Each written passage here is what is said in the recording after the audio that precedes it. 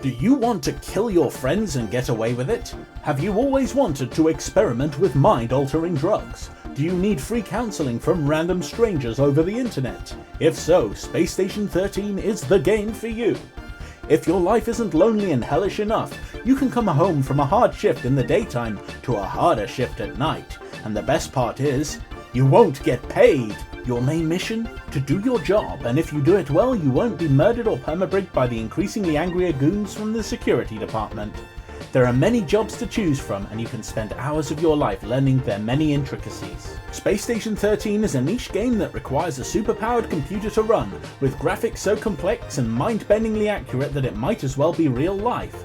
Space Station 13 has been covered by better, more popular YouTubers, so make sure you like, share and subscribe to my channel to make me think I'm popular too.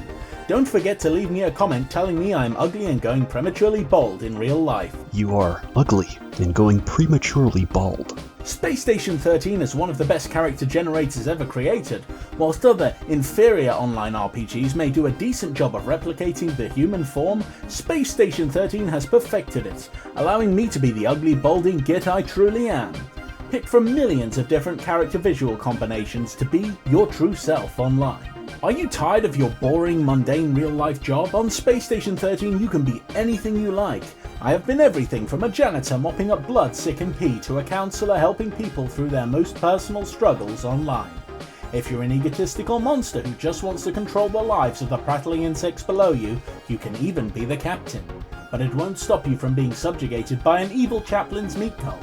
Do you like meat? Traumatize your crew by growing it, then packing it through the mail chutes into every major office until they go mad. The world is literally your oyster. Your character in Space Station 13 doesn't have to be a representation of who you are in real life. It can be so much more. Your mission is to do your job and try to survive, no matter what happens around you. You might have a nice peaceful shift hanging out at the bar, or you might experience absolute Armageddon as the station goes to hell around you. Along the way you may be attacked by all manner of different forces out to kill you, from rogue crew to horrifying changelings. No matter what's going on or how harmless you think you are, someone or something will want you dead. Space Station 13 is one of the best role-playing games that exists, because almost everything that has ever happened in science fiction can be replicated by your fellow crew. I've even played a Dungeons & Dragons game as a Scottish Highlander in-game thanks to the mechanics it allows. I shall regale you with some fantastic tales from my experiences in the Space Station 13 universe.